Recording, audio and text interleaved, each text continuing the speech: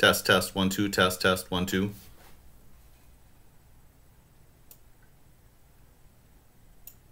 Test, test, 1. All right, it looks like we're working better. Sorry about the problems that were going on with the stream previously. And so we'll get rolling with your review session in just a little bit. First of all, please feel free to keep dipping in with questions that you would like to have addressed during the review session tonight. Tomorrow, obviously, chapter 11 through 13 test. To deal with a question that was brought up by Brooke on the review board that had nothing to do with the test tomorrow, but was totally appropriate to be asking about. She was asking about when first quarter grades are due. And for us, the quarter ended on Friday. And so the email that I got from our staff administrators was that on Wednesday, November 7th at 4 p.m. is when they're going to be doing an upload of the grades from our grade book into our transcript service. And so what that means is until then, I've got time to tweak and adjust the grades. And so my plan is over the next couple days to work on throwing out the test score that helps you out the best from first quarter. I also get rid of one chapter of notes from first quarter. And so once we get done with that, your grades should be looking pretty good. I also have your essays that I'm working on finishing up. I've been able to do a good number of DBQs. I still have the short answer essay questions to do, and I obviously still need to put your president's test in. But then also with the upload of grades at 4 p.m. on Wednesday, that'll give me the chance to add your third and final president's test to the gradebook as well. And for some of you, that will help out quite a bit. So please make sure you're doing a review of that to make sure that you're in a good spot. So tonight we'll be working with your questions that you've posted. Feel free to keep posting questions if you've got any sort of problems or issues. But we'll just run through them starting with period 2, then work through period 4, 5, 6. And then if you add any questions at the end of the review session or throughout the course of the review session, I'll be able to add on to any sort of review that we need to do. For you guys then, we'll get started. I'll be going low tech obviously tonight because I've got some drawing that I need to do when it comes to like Jackson and the Panic of 1837. And I appreciate bearing with me for my absence on Friday. Unfortunately, I had a meeting that I had to go to. And so I would have loved to have been able to teach Jackson to you guys personally, but we'll be able to do some review of that over the course of the upcoming week to be able to fix up any sort of long-term changes that went on with him. For us then, let's start off with chapter 2. And the first question that I've got is asking, can I explain the goals of the Anti-Masonic Party? And so let's start off first of all with the group that are known as the Freemasons. And so if you ever drive into a town and you see the sign that has the city limits and you see something that looks like a compass like this, like a tool that you would use to draw circles, that is meant to signify the Freemasons, which is a secret society that still allows membership nowadays. For Freemasons, in order to be a Freemason, you must be invited into the Freemasons by somebody who is in the Freemason movement, and so it's not open enrollment, but it's a lot less difficult to become a Freemason than it was in the olden times. And with the Freemasons, it was a secret society, and what they believed in was that you needed to believe in a higher power. It didn't matter which religion you believed in, but you had to believe that there was a higher power out there. And then what happened is once you were initiated into the Freemasons, they would then have these ceremonies as you would move up levels. And then you would be taught different secrets, different ideas, different connections were made. And for a lot of people, this was kind of a social club and a networking tool that was important to them. And so if you take a look online, you will find pictures of George Washington at the Washington Monument wearing his Freemason smock. And it becomes a very much a significant club. The reason why the Freemasons became important, though, is in the election of 1832, where you had Andrew Jackson and Henry Clay running against each other. You had two men who were both Freemasons running for the presidency inside the United States. You also had, at the same time period, a person who planned on writing about the secrets of the Freemasons, and when that person was about to publish, They mysteriously ended up disappearing in what was pretty much understood to be a kidnapping and murder to make sure that those secrets were not released. And so that became a very huge crisis and scandal where many people became anti-Masonic League members because they were worried that the Freemasons were a secret society that might be taking over the United States or the world. And so that's where that party came from. The Anti-Masonic League, though, is going to end up disintegrating like a lot of other third parties during this time period, because when they're asked, how do you feel about slavery, the North feels like they're not for slavery, the South feels like they are for slavery, and so they're going to be divided by sectionalism. So they'll be around for a heartbeat, and then that party will end up disappearing. For you also, if you are interested in the Freemasons, a lot of stuff has been written and created about them, especially on the History Channel. And so the secrets of the Freemasons are usually something you can find on Saturday afternoons on the History Channel, and it's less mysterious than it was previously. And so if that's something you're intrigued by, feel free. Let me see the next question. Can I clarify how Van Buren lost to Harrison in the election? Why didn't the Whigs say bad things about Van Buren when the Democrats insulted Harrison? Okay, so we have a panic going on, and this is part of the reason why I was not happy about being absent on Friday. But what we'll be taking a look at is the Panic of 1837. So that's going to be the drawing that I'm going to be drawing out for you today. But the Panic of 1837 is going to be encouraged by two different things that Andrew Jackson is going to do. The first thing is going to be the Bus War, the Bank of the United States War. And so with the Bank of the United States War, the way to picture it is the Bank of the United States, the second bus, was started in 1816. Now, the second Bank of the United States was created with a 20-year charter, so it gets to go until 1836. And so this timeline will be important, even though it's super nitpicky. And the reason why it's important is because Andrew Jackson is the biggest hater of the Bank of the United States that you could possibly imagine. Now, Andrew Jackson got elected in 1828, but he doesn't become president until 1829. And when he's running for president at that time, he is somebody who hates the Bank of the United States with no doubt, and he's planning on killing the Bank of the United States if he gets a chance. And what everybody starts realizing is if Andrew Jackson wins a second term in the presidency, he will totally be able to kill the Bank of the United States in 1836, because Andrew Jackson will be president all the way until 1837. So Andrew Jackson can just let the bank die a year before he's done being president, and nobody can stop him. So the way the Bank of the United States crisis goes, the bank war goes, is in the election of 1832. So at that midpoint election of 1832, the guy who runs against Andrew Jackson is Henry Clay, right here. Now, to give you some insights about Andrew Jackson, there is a famous last words of many different presidents and historical leaders oftentimes will have like reminiscing about like what good things they could have done. Andrew Jackson supposedly said as one of his dying words that he had two regrets during his lifetime. One, that he didn't hang John C. Calhoun, and the other was that he didn't shoot Henry Clay. And the reason why he felt that way is because, first of all, there was all those sorts of dirty tricks that went on with the corrupt bargain when John Quincy Adams was able to win the election of 1824 in the House of Representatives with Henry Clay's help, and Henry Clay then became the Secretary of State, and there's all this intrigue going on. But then the election of 1828, all of these things are being said about Andrew Jackson's wife, and that leads to her having a heart attack. And so in the election of 1832, Henry Clay loves the Bank of the United States. He helped to create the second Bank of the United States.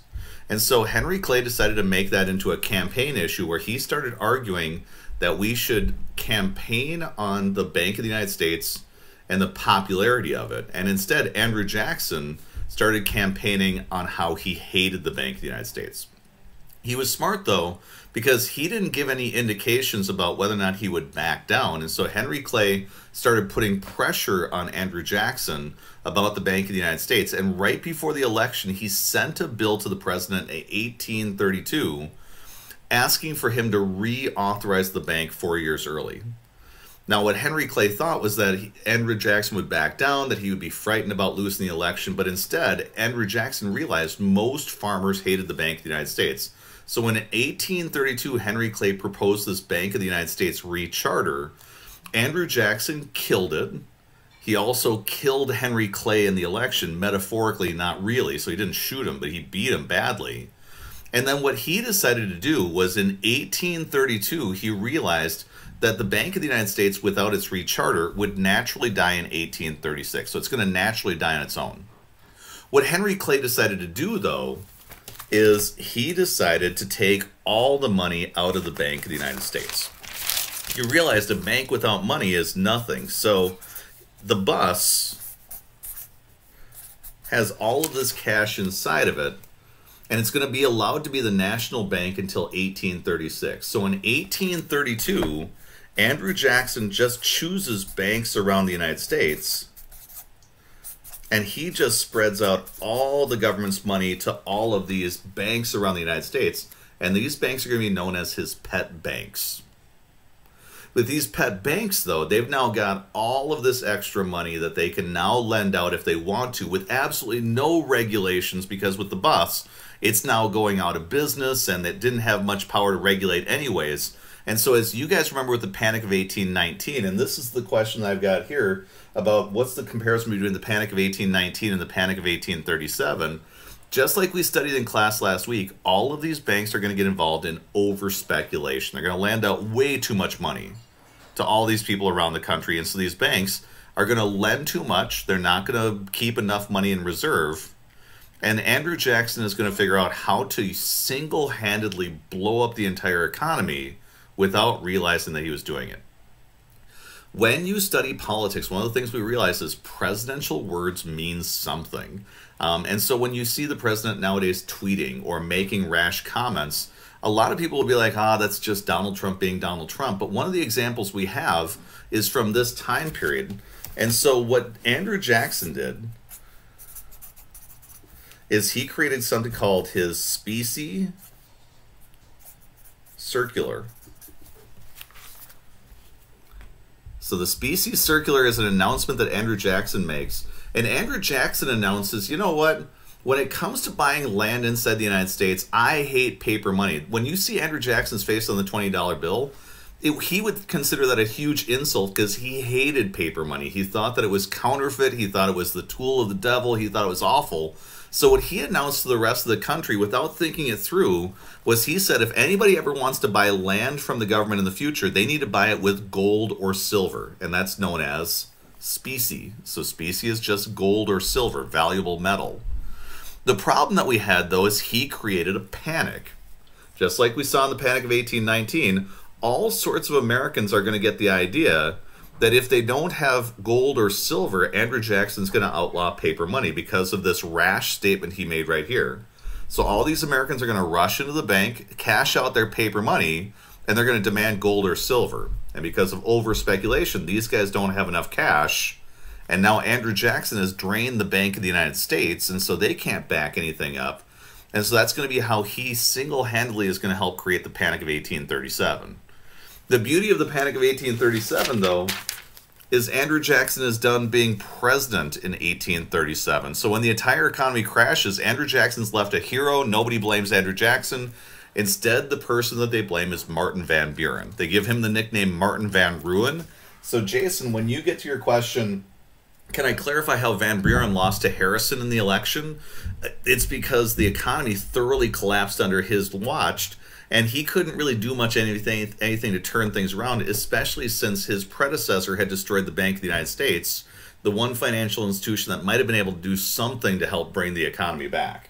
Why didn't Whigs say bad things about Van Buren? They called him Martin Van Ruin, and so they definitely said bad things about him, and since the economy was crashing, people voted for William Henry Harrison instead. This is part of the reason why William Henry Harrison dropped dead the way that he did, though, because many Whigs, like Henry Clay, wanted to control William Henry Harrison, kind of like Alexander Hamilton was able to influence George Washington.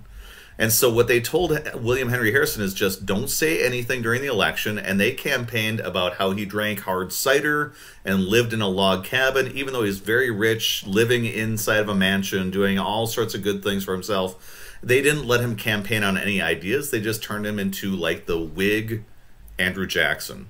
And so that's the reason why William Henry Harrison decided to deliver the longest longest inaugural speech in U.S. history on the steps of the Capitol in a blizzard in March to prove how smart and how strong he was when he wasn't allowed to do that on the campaign. And then he ends up dropping dead of pneumonia and is replaced by John Tyler. So hopefully that long-winded explanation helps you with Panic of 1837, Species Circular, and then also what's going on with the Van Buren and the Harrison presidencies. But if you've got more questions, feel free to ask. Okay? Jason, the next question that you asked for period 2, what did the court cases McCulloch versus Maryland, Cohens versus Virginia, Fletcher versus Peck, Gibbons versus Ogden, and Dartmouth College versus Woodward have in anything in common?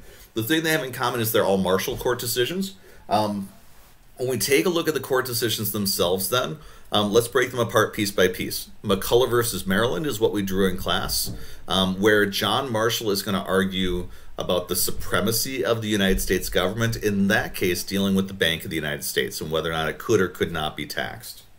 Cohens versus Virginia was also about the supremacy of the United States government over the states in dealing with an issue about lottery tickets that were being sold by the Cohens brothers inside Virginia. The next case, Fletcher versus Peck and Gibbons versus Ogden, we're all getting into the idea of states' rights.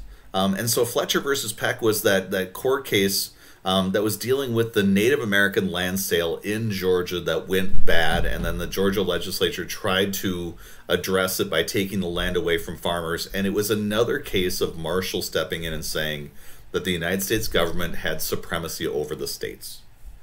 In Gibbons versus Ogden, that was the issue between New York and New Jersey, where New York was trying to regulate trade between the states, and John Marshall said that that was the United States Supreme Court and the Congress that could do that. And then Dartmouth versus Woodward was all about Dartmouth having a charter, which was like a contract, and you had the state of New Jersey trying to take away that contract and take away Dartmouth's ability to run as a private college. And it was decided by John Marshall that to end a contract or to amend it, both sides need to agree to that. Next question, Jason. Did the Panic of 1837 last until the Civil War? Nope. It's going to end up lasting until towards the end of Van Buren's presidency. Harrison and Tyler are going to see the economy come back together to improve. And so when we memorize our panics, they happen usually for about a few years at a time. And we're going to have a panic in 1837, and our next one isn't until 1857. After the Civil War, we're going to have the Rule of Threes, where we have a panic in 1873, a tiny one in 1883, and then a big one in 1893. So about every decade or two, we see the economy take a hard correction and end up going in the wrong direction, a lot of times because of over-speculation. Let me see here. Why did the soldiers during the Lone Star Rebellion scream Alamo and Goliad? So in the Texas Revolution that you guys were studying at the tail end of class on Friday, Texas was opened up after Spain had lost control of their territories here in the Americas. Mexico gained their independence, and what they were afraid of is in the northern part of Mexico, you have northern Mexico, which is modern-day Texas, California. Then there's a desert, and then there's central Mexico. And there was a fear that the Mexicans have that they would lose control of their American territories because of the fact that that desert in between made it really hard to settle those areas.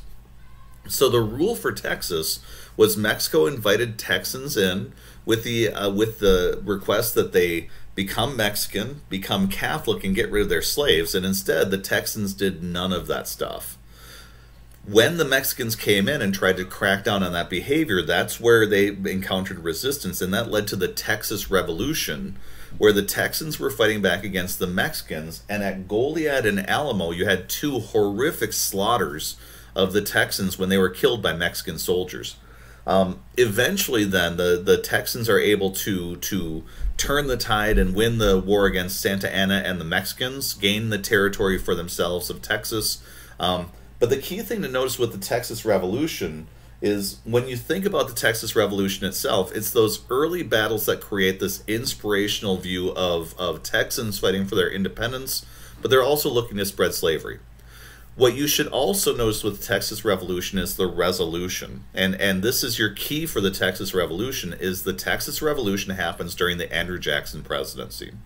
You've now seen in Andrew Jackson's presidency a willingness to do what he wants to do. Like, he decides to kill the Bank of the United States. We're going to have some questions about the Trail of Tears, and we're going to learn about the nullification crisis. Jackson never has problems doing what he thinks is right. He has the opportunity to absorb Texas, though, and he doesn't. And what he realizes is Texas is a really dangerous thing for sectionalism because it's so big. It could create one big state or 4 smaller states, all dedicated to slavery. And if they do that, it'll throw off the balance in Congress, create a gigantic sectional crisis between the North and the South. And so Andrew Jackson doesn't touch it. In fact, Texas is going to be its own country for the better part of a decade until it's finally absorbed at the end of the Tyler presidency. So when we take a look at Texas, everybody realizes that they've gotten a good deal because of the land they've received, but it's also created a very dangerous situation between North and South for how do you absorb Texas into the United States. Let me see here. Christian, I hope that my explanation for the bank war made sense about the attempt to re-charter the bank and then also to farm out the money to the pet banks, leading to the Panic of 1837. Grace, as far as what are the differences between the Panic of 1819 and the Panic of 1837, 1819 is strictly about speculation. And so that's just local banks that are lending out too much money, and the buses is getting involved in that case too, giving them additional money to engage in over-speculation. 1837, though, is all of the money from the Bank of the United States being farmed out to all the states, and then they're giving out all of this money over speculation. So it takes what was 1819 and makes it worse. When you add in then the specie circular and everybody starts feeling like they have to cash in all of their gold and silver, all of their paper money to get gold and silver, it then causes hoarding. And the problem with hoarding is everybody holds on to their money, nobody's spending money, and the economy grinds to a halt. So the Panic of 1837 is much worse than a Panic of 1819. But in both cases, with the bus, you have the bus not doing the best that it can to try to prevent this over speculation. And what most of us realize is that the thing that's missing during this time period is some sort of rules and regulations on how banks should operate, so they don't get a little bit too overexcited about over speculation and lend out too much cash in that situation. But both of them are very similar to one another in the fundamentals for what's going wrong. So I believe I'm done with period 2 at this point. But period 2, people, you may post any questions that you would like to. If there's anything else that you want to have clarified or added to. Let me see. Sorry, we got one more question that just came flying in here. Can I briefly go over the different court cases in these chapters and their outcomes and their effects? So let's quickly run through the court cases as they were listed in Jason's post for period 2. First of all, Marbury versus Madison is the most important one during the Jefferson presidency, establishing the idea of judicial review. McCulloch versus Maryland was the court case where the Bank of the United States location in Maryland there was an attempt by Maryland to tax the Bank of the United States. And the decision made by the Marshall Court was that since the Bank of the United States was created by the federal government, it was supreme to the states, and the states couldn't tax something from the United States government. And in John Marshall's view, that meant that the United States government was supreme to the states, that the Constitution made it more powerful than anything the states wanted to do. In Cohens versus Virginia, this is a similar court case where the United States wanted to sell lottery tickets in the state of Virginia. The state of Virginia tried to stop the lottery sale from going on because it competed with the Virginia lottery. And what was decided was the United States government is supreme to the state of Virginia, and if they want to sell the lottery tickets anywhere in the United States, it's legal. In Fletcher versus Peck, that was the very confusing court case where you had a Georgia legislature with an over-speculation group that sold land to white farmers that was still currently owned by Indians, and the state legislature tried to then undo the whole deal while leaving the farmers out to dry because they were sold something they shouldn't have bought. And so they tried to do things to unwind this deal and violate the contracts that were created to sell this land. And so what happened with the Marshall Court is they made the argument, number one, Supreme Court can overrule state laws. Number two, contracts are sacred, and so as a result, if a contract's been made between the state and the people who bought land, you have to do right by them, and you can't just throw out a contract you don't like. So that's the crux of the deal there. Gibbons versus Ogden, like I mentioned, you got two states, New York and New Jersey, and New York decided to try to limit who crossed over between New York and New Jersey by creating a monopoly for a ferry company, and Marshall determined that it's up to the United States government to regulate interstate trade between two states. And finally, Dartmouth College versus Woodward, like I mentioned a little bit ago, this is all about contract law and the fact that this University of Dartmouth had a charter or a contract with the King of England, and that couldn't be violated or changed unless both parties agreed to change that charter. And Dartmouth didn't want to change their charter and become a public school. So hopefully that then makes sense as far as the protection of contract law with that decision. So I believe I'm done with period 2. I'm going to move to period 4 at this point. Period 4, what is Fletcher versus Peck about? I'm hoping that my previous explanation helped out with that. Next one, explaining the Anglo-American Convention and its effects. The Anglo-American Convention, simply put, is what creates that straight line across the northern part of the United States from our northwest angle all the way out to Washington State. It determines that 49th parallel is going to determine our northern boundary, and then the area of Oregon all the way on the western part of the United States, we're going to share the Oregon Territory between the United States and the British until enough settlers are there that we need to make a decision on what that territory status is going to be. So that's the Anglo-American Convention. It's pretty nitpicky, and so it's not going to be a huge portion of your test tomorrow. Anna, what was the purpose of the Hartford Convention? Hartford Convention, very simply, is just a meeting by Federalists up in New England who were mad about the Embargo Act, Non-Intercourse Act, Macon's Bill No. 2, War of 1812. They hated the Virginia dynasty of Southern presidents who were getting elected because of the Three-Fifths Compromise. So they got together to discuss what they wanted to do. And although there were a few people who were talking secession, they got pushed aside, and at the Hartford Convention, there was just a request put forward to redo the Constitution to take away the advantages that the South had in decision-making and presidential elections. But it also asked the United States government to end the War of 1812 because it announced that we couldn't win. When the Hartford Convention got released, though, their prescriptions were ignored because when they argued we should end the War of 1812, that's when we won the War of 1812, and we won the Battle of New Orleans. And so the Federalists at the Hartford Convention looked like traitors, and that's the reason why we know the Hartford Convention. It leads to the era of good feelings where we only have one political party in the Democratic Republicans. Let me see here. Next question, can I explain more about the Embargo Act? All it was during Jefferson's presidency, you had boats going out in the ocean. They were being captured by the British or the French because of their orders in council or other sorts of decrees that were going on. And so in order to keep our boats safe without having a strong navy, we created the Embargo Act, which made it illegal for our ships to go trade overseas. This law is going to make New Englanders really mad because that's the only way they can make money is by trading goods overseas. So when that trade gets shut down, they're going to be very much put into a bankruptcy sort of situation. Sam, I see the question, can I explain what nullification is and what the nullification crisis was? Nullification crisis has everything to do with what was going on with the tariff that we discussed during the American system. So imagine you've got the United States and you've got a tax force field all around the outside of it. The tax that we were creating was a protective tariff, and so what the protective tariff was meant to do was it was meant to protect the factories that we've got up in the northern part of the United States. For the southern states, though, they hated this tariff for two different reasons. Number one, when products came into the United States, they couldn't buy cheap stuff from Britain anymore because that British cheap stuff now has a gigantic tariff attached to it. So you can either buy expensive stuff from Britain or buy expensive stuff from the Northerners. Either way, the South is paying more money.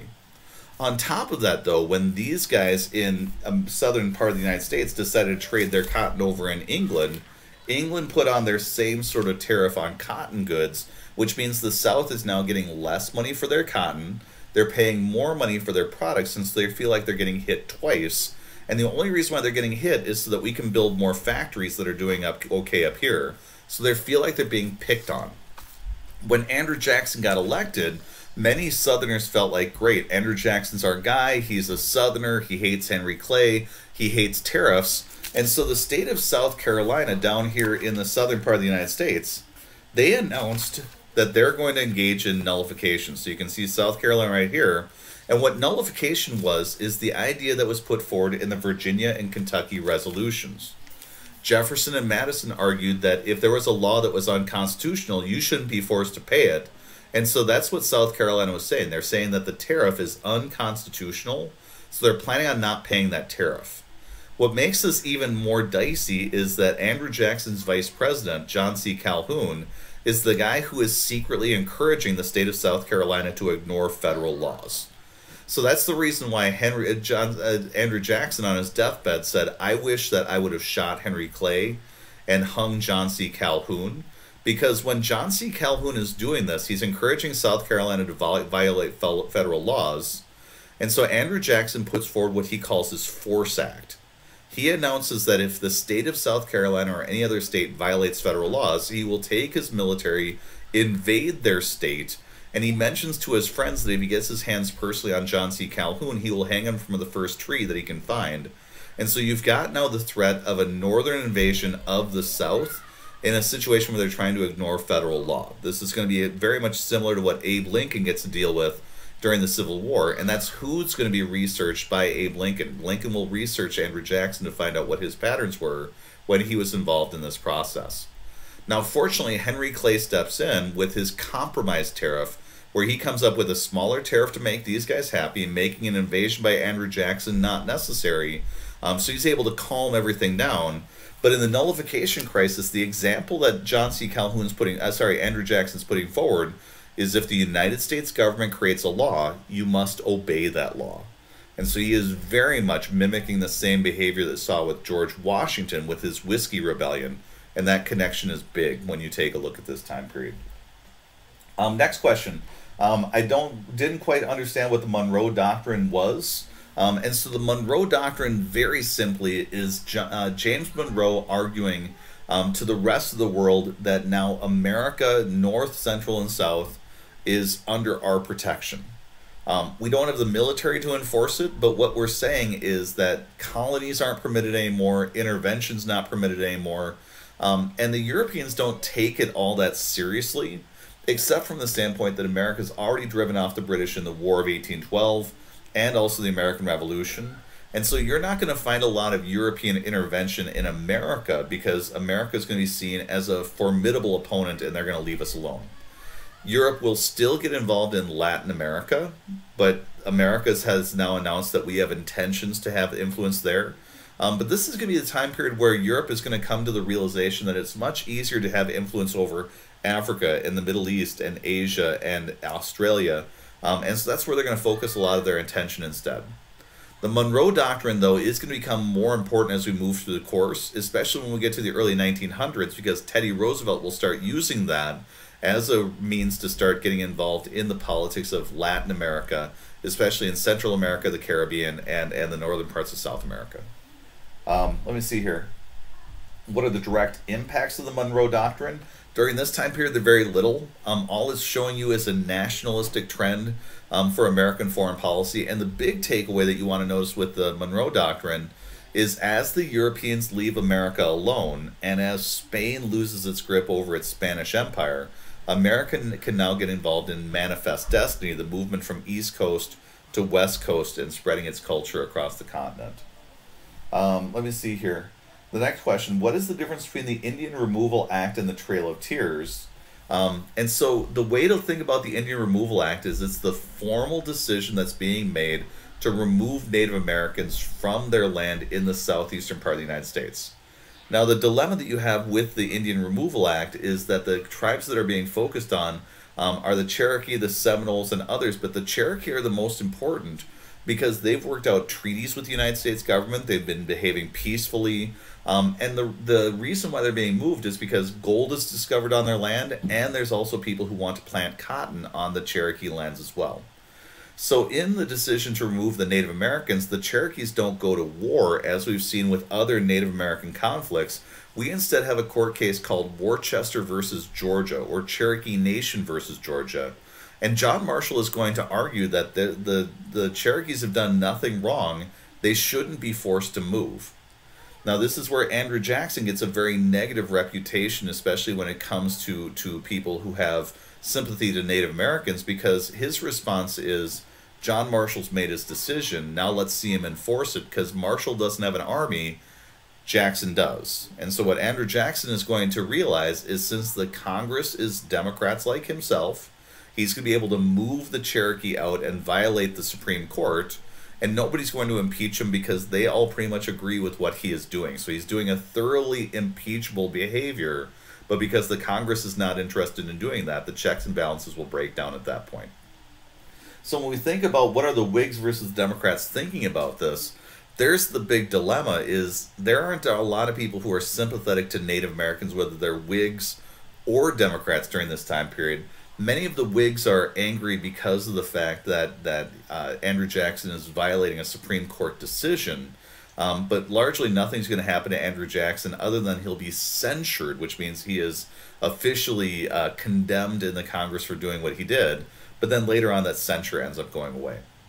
This is a really good time, though, to talk to you about the Democrats versus the Whigs. And so the simple way to picture the Democrats and the Whigs is, when we go through the James Monroe presidency, everybody's a Democratic Republican.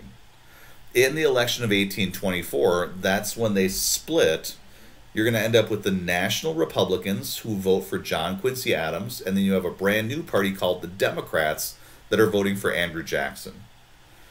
The Democrats then will become Jackson's party, the party of the common man, of farmers, of strict constructionism, smaller government. And then a new party is going to emerge, and they're going to be called the Whigs. And the thing that holds the Whigs together is they're all the people who hate Andrew Jackson.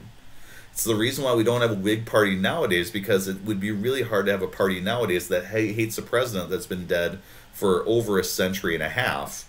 And so the Whigs are going to be made up of people like Henry Clay, who is very much involved in passing on Alexander Hamilton's views.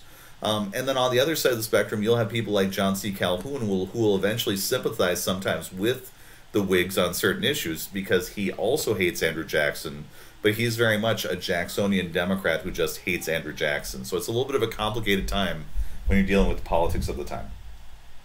Anna's got a question, what is going on with the spoil system? And all the spoil system means is that when you win an election, you can fire everybody in the government who is fireable and replace them with people who have helped you get elected. And so when Thomas Jefferson becomes president, Jefferson democracy means that he didn't use the spoil system. He allowed Federalists to keep their jobs. Jacksonian spoil system, though, he fires everybody he can and replaces them with his loyal people, because that will then allow him to have loyal people who want to get reelected, and they'll work really hard to help him get reelected too. Let me see here. Harrison, what was the purpose of the bus and what did it do for the United States? Henry Clay, when he created the bus, wanted to create a place for our tax deposits to go and to pay off our debts, to have an institution that could then raise debts in order to fight wars or deal with other crises, to borrow money, and then also to be able to lend money to other financial institutions to be able to help them to do the business of the time period. And so it's like a central bank, like England had during the time period, and it's got some similar functions to the institution that we now call the Federal Reserve, which serves some of the same functions that we have today of providing money for banks and liquidity. The idea was also for the bus to be able to create currency, because we needed money to spend, and our printing presses weren't enough to be able to kick that out, and so financial institutions would sometimes fill the void for that. Let me see here. The next question: what should I know most about the War of 1812 before the test tomorrow? What's most important from the War of 1812? You should know the initial reasons why we got into it: impressment, the Embargo Act, Non-Intercourse Act, Macon's Bill No. 2, You should understand what's going on with Native Americans out in the western frontier, especially with Tecumseh being seen as a threat because he had an alliance with the British. During the war itself, knowing about the attempted invasion of Canada that failed, the burning of D.C., the fight at Fort McHenry is a trivial piece that leads to our Star-Spangled Banner. But then the ending Treaty of Ghent, where we largely don't resolve anything, but then afterwards we have the Battle of New Orleans, where Jackson becomes a military hero. So you don't have a lot of really successful battles. Britain realizes we're too large to conquer England and France, and America's going to realize fighting the British is not really all that worthwhile because our invasion of Canada failed. So that's kind of the takeaway of the War of 1812. It will create a national feeling, though, of superiority and greatness because there'll be a feeling that we've fought the British twice and won against the British twice, even if the facts don't look as heroic as they're being made out to be. Let me see here. Can I explain why John Marshall is so important? He is the guy who clarifies what the Supreme Court is up to, and so he's going to be the person who gives a read to the Constitution about the supremacy of the United States government over the states. And he also is very much a pro-business judge who is trying to figure out ways to create a safe business environment for contracts and interactions between the state and businesses with each of his court decisions. Patronage was what we described with the spoils system, where you have a patron who is giving jobs to people who are loyal to him in a campaign. I've got a question here about Macon's Bill number 2, so let me just give you the 3 different ideas leading up to the War of 1812. Embargo Act. People are not allowed to trade with foreign countries, especially ones that are at war. Macon's Bill, Non-Intercourse Act is going to be us just not trading with England and France, but we can trade with everybody else, and that still leads to our boats being captured on the open seas. And then Macon's Bill number 2 was the 3rd attempt that we had at trying to influence the British and the French, where we said if one of those 2 countries was nice to us, we would then be their ally in trade, and the other country would get frozen out in trade. And what we discovered was that the British and the French pretended to be our friends, then started capturing our ships again, and we found out that we really weren't doing a good job of being able to fight back against the British or the French using those economic tools. Let me see here. Can I explain the impact of the War of 1812? It definitely creates a feeling of nationalism in the United States, and it removes the British as a threat for the rest of our course. Can I explain the importance of the Whigs? They're the opposition party to Andrew Jackson during this time period. Let me see here. The next question, can I explain the Battle of the Thames and how it was a turning point for the War of 1812? Absolutely. So you've got Tecumseh and the Prophet, who are able to unite a confederation of Native Americans in the Ohio River Valley, and they suffered 2 really bad defeats. One at Tippecanoe with William Henry Harrison, but then the decisive defeat during the War of 1812, the Battle of the Thames, where the Native American Confederation is going to be beaten. William Henry Harrison is going to become a national hero for defeating the Indians in the area. And with the Battle of the Thames, this is going to lead to the signing of a peace treaty that will move the Native Americans out of that area so that then they're no longer resisting colonial expansion, and they're not going to be receiving the same sort of aid from the British like they've done in the past. Let me see here. Can I elaborate on the 2 major changes in American politics from the 1840 election? I'm going to need some more specifics from you as far as what you're referring to, Harrison, with that.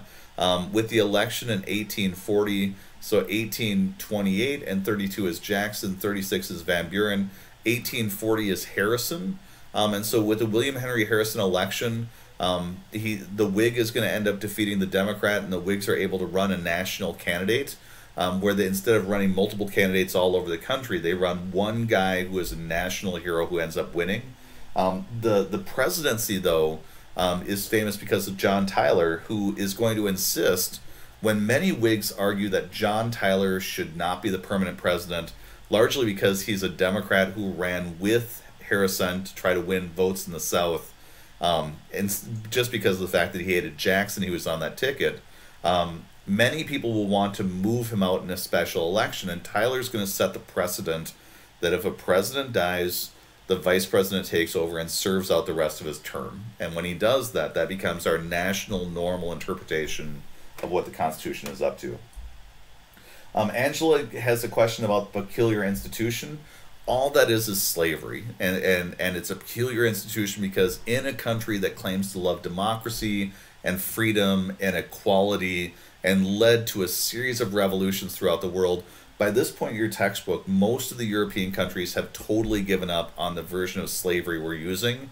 And America is the only country in the world that's really enthusiastic about continuing and expanding this institution. So while they're the leading edge of freedom and independence, they're also holding on to an institution that is seen as barbaric and cruel by most of the rest of the world. So that's why it's a peculiar institution. It doesn't make sense that it's still happening here. Let me see. Masonic orders. Hopefully I helped out what was going on with that as far as the Freemasons that we discussed at the beginning of the review session. Harrison, does the National Treasure movies have any historical accuracy? It's all true. Every bit of it is 100% true, especially the buried treasures in National Treasure. When I mean, they're building off of historical facts, but there's a lot of myth making that's going on with it. But what makes it good is a lot of the incidental pieces that are playing up, like the Silence Do-Good letters and whatever. There are elements of historical veracity that's going on there. And so I love the question because my kids ask the same. Let me see here. Can I explain the Missouri Compromise, especially the balance between the northern states and the southern states? So with the Missouri Compromise, the best way to think about the compromise itself is it's being done with an eye towards the Senate. So when we think about your balance in Congress, Congress is made up of a House of Representatives, and it's based on population. And so when we think about the House of Representatives based on population, we learned that there was a deal that was made up between the North and the South, where the South was getting the benefit of a 3/5 compromise to give it more representation than it deserved. The problem by this point is immigration. And so we're going to have a brand new political party coming up here soon in your textbook called the American Party, also known as the Know Nothing Party, that's going to be very much anti-immigrant for fear that immigrants are overrunning our country with their massive numbers. What that means, though, is in the House of Representatives by this point, the North has now taken over the House, and there's now a fear in the South that they could make slavery illegal. So when you take a look at the Missouri Compromise, it is all about keeping a balance in the Senate. So when they decide to add a free state and a slave state in Maine and Missouri, the hope is that they can add enough states simultaneously to maintain a balance, like 11 free states to 11 slave states. So even if they create an anti-slavery bill over here, it'll go to the Senate where there's a tie, and there's going to be enough Northerners who realize an anti-slavery bill would cause a civil war, that then would blow up the country. And so that's what the Missouri Compromise is up to, is adding one free state, one slave state at the same time in 1820 to prevent us from having a civil war at that moment. They also draw a line to specifically say where slavery can exist north or south in the Louisiana Purchase. It doesn't apply to places like Texas, though, or Mexico, that's coming up in the next few chapters. And so Henry Clay's compromise will save us in 1820, but we're going to need more compromises coming up to prevent a civil war. And eventually the compromises will just stop working, especially when the Senate becomes unbalanced towards the North as well. So let me take a look at what I've got going on with period 4. We've just exhausted all of the questions that I had there. Let me see. How does the pet bank and the species circular relate to the bus is the final question I see added. So let me come back to the drawing that I had for you guys here. And that's a really good question because that whole element of the chapter can be really super confusing. So we had a fully operational bus until Andrew Jackson decided to kill the bus. And what he did is he took all the money in the Bank of the United States and gave it to all of his pet banks. So that's how the bus relates to the pet banks. These pet banks all got involved in that over-speculation that we learned about with the Panic of 1819, where they all started lending out way more money than they should, and they didn't keep enough money in reserve, especially gold and silver, which was scarce for everybody. When this ticking time bomb was set, where these banks don't have enough money for a panic, Andrew Jackson then created a panic, where he announced that if you ever want to buy land in the United States from the government ever again, you have to do so using only gold and silver. So you're going to have a bunch of panicked farmers who are going to hear Andrew Jackson saying he hates paper money, and they're going to show up at the bank and they're going to demand that they can trade in their paper money for gold and silver, which these banks do not have nearly enough of. These people then will panic, fearing that Andrew Jackson's going to make paper money illegal. They're going to rush in, take out all the money they can. That panic will then, like we talked about, blow up each of these banks and lead to a crash or a panic. So hopefully, Anna, that helps you out to explain how those things connect. If you need me to explain it again when you come to class tomorrow, I'd be happy to do so, because you are hitting on one of the more confusing elements that's going on with the chapter. Period 5, let's take a look at your questions. First of all, Kaylee has a question. What was the Congress of Vienna happening around the time that we're talking about, like the War of 1812? The Congress of Vienna happened in Europe, and it was done after Napoleon had been defeated to try to deal with how do you reconstruct Europe and prevent Napoleon from being a threat in the future. And so that's all they're saying, is that that's what's distracting Europe while we've got our issues going on here inside of our textbook. There's going to be very little on your test about that, because it's more of a European or world history item instead. Let me see here. Matthew, we covered the anti-Masonic Party and Masons and anti-Masons, so please post if there's anything still confusing about that. Matthew also asked, can I explain pet banks and how they acted after the bus was destroyed? Engaging in over-speculation and then eventually getting crushed by the specie circular, and rapidly going out of business because they were way out of control with their lending practices. Let me see here. Natasha, how did the Napoleonic Wars impact the United States in the War of 1812? The thing that's happening there is we declare the War of 1812 against the British when they're fully invested into a continental fight against the French. And so that they get hit out of the blue when we all of a sudden announce that we're invading Canada and attacking the British. They've got their hands full with the French, and that's why the Treaty of Ghent is so appealing in 1814 and 1815, because by the time we get to that point, the Napoleonic Wars have ended. Britain can now turn their full fury on the United States, and the results aren't good. And so that's why America would love to get out of that war, because the British can now focus all their attention on us. Let me see here. How was the Battle of Goliad significant? Hopefully you were watching earlier, Matthew, when I was mentioning that that's connected to Alamo, and the Goliad massacres are both what inspires people to fight in the Texas Revolution, to try to fight back against the Mexicans. Xander, the question, can I go over the significance of the South Carolina Exposition that was published in response to the Tariff of Abominations? The South Carolina Exposition speech is John C. Calhoun's secret message as vice president to the state of South Carolina that they should ignore and resist the tariff, because he feels like it's a burden placed on the South by the North, and he believes it's unconstitutional. And so he's encouraging them to nullify the tariff by not paying their taxes, and that's what's got Jackson so mad. And that's where the next question you've got, Xander, about the compromise tariff of 1833. That's Henry Clay coming in and creating a slightly lower tariff that will hopefully make the South Carolinians not so mad, and they'll be willing to pay their taxes, and also hopefully calm down Andrew Jackson enough where he feels like he doesn't need to demonstrate his power by stepping and attacking South Carolina. That's the extent of period 5's questions. I'm going to jump to period 6 next. Lou, it looks like I've got a question for Macon's Bill number 2 and the Masonic Order. Hopefully my explanation earlier for both of those is good. Let me see. Brooke, I've got a question about what should you know and understand about John Marshall. That was earlier during a review session, so hopefully that's good for you as well. And then also, is Albert Gallatin an important person to know? Not super important. He is Jefferson's Secretary of the Treasury, and what we see with him is he is equally as brilliant as Alexander Hamilton. He's a little bit more concerned about our debt, and that's why we shrink our Navy so aggressively to try to deal with our debt problems. But Jefferson is able to, with Gallatin's help, continue Hamilton's economic plans while also reducing our debt significantly and putting us into a much better financial place.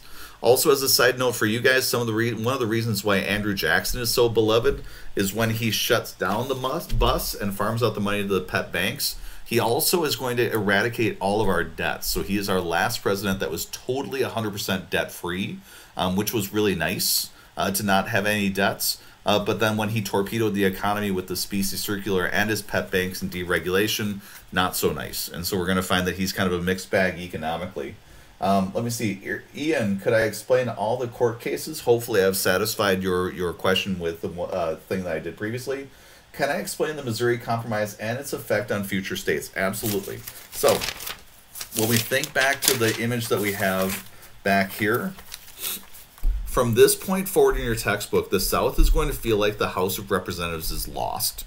They will do things like create something called the gag rule, where in the 1840s, they're going to start creating a rule in the House of Representatives to make it illegal to bring up any laws about slavery, because they feel like those are too inflammatory. And those will stay in place until eventually the North gets enough representatives that they can prevent the passage of the gag rule at the start of each session. What we're going to see, though, is once the House of Representatives falls, the Senate becomes the crucial element of your textbook. And you're going to see in the upcoming chapters, we'll try to add one state to the Senate for the North and one state to the South simultaneously so they maintain balance. The place where that's going to fall apart is in California. For you guys, if you want a quick fix-it for figuring this out, the year that they discovered gold is in 1848. The year that 49ers come out west to start mining is in 1849, and if you are familiar with the San Francisco football team with the golden helmets and the 49 on the side, that's referencing 1849 for the gold rush. They're going to get enough people in California so quick that they're going to be able to apply for statehood almost immediately after the gold rush happens, and they want to join as a free state. Once the balance in the Senate switches from being equal to one more free state than slave state, that's where everything starts going downhill till a decade later we have the Civil War. So when you ask about its impact on future states, Ian, you're asking a really good question to prepare where we're going over the next few chapters, because after California, the only thing preventing a civil war is having a president who is sympathetic to slavery, and will continue having those until Abraham Lincoln. And once Lincoln's elected, then everything falls apart. So that was the questions that I had for period 6. I'm going to backtrack through my sections and see if there's anything that's popped up since. So period 2, Anglo-American Convention Christian. We discussed that a little while ago. And all that is the meeting that took place between America and England, where we have something called the Northwest Angle that's up here at the top of Minnesota. Going out west from there, we have a straight line along the 49th parallel. That was decided during the Anglo-American Convention. The other thing that was decided was out west in Oregon. We're going to share the Oregon Territory with Britain, and the two of us will share it until there's enough settlers out there to make that into an issue. And we'll see that happening in the next few chapters when we have, during Polk's presidency, issues over Oregon. What exactly the Black Hawk War was another question. The Black Hawk Wars were a series of wars that happened around modern-day Indiana, Illinois, Wisconsin. And it was another attempt at resistance by Native Americans, and eventually the Native Americans were pushed back during the Black Hawk Wars. This is going to be where Abraham Lincoln is going to get his military experience, although he's going to get very little experience. He says that his time during the Black Hawk Wars were spent fighting mosquitoes largely. And so some people are going to be actively fighting, most are not. But this is another example, kind of like the Battle of the Thames, of Native Americans attempting to resist westward expansion and then being driven backwards. Let me take a look and see if there are any other questions. That was period 2. Let me see here. Kendall, does this question count for first quarter? It does not. This is your first test for second quarter. So all of the stuff that you've done to this point have cemented your first quarter grades. I'll be eliminating a test score from one of your tests up through chapter 10, and then 11 through 13 is counted as a second quarter test score. The only test score that will be added still is your president's test from Wednesday. So I'm going to try to grade those quick and get those inputted in your grades by the 4 o'clock deadline so that you're safe. So hopefully that helps out, and hopefully that was the answer that you were looking for. Let me see here. Period 4, do I have any new questions? I do not. Period 5. Looks like we're good there. Period 6. It looks like we're good and finished. So for you guys, hopefully tonight was helpful for you. Thanks for all the questions. Again, I'm sorry I couldn't be there on Friday, and I appreciate especially my former student Sarah being with periods 2, 4, and 5. Period 6, I hope that your sub was able to run the film correctly for you as well. And I hope you do well on your test tomorrow. And then obviously President's Test on Wednesday. So please make sure if you still need that one, do well on that one too so you can protect your grades. Have a great night. Thanks for joining me, and I look forward to seeing you tomorrow.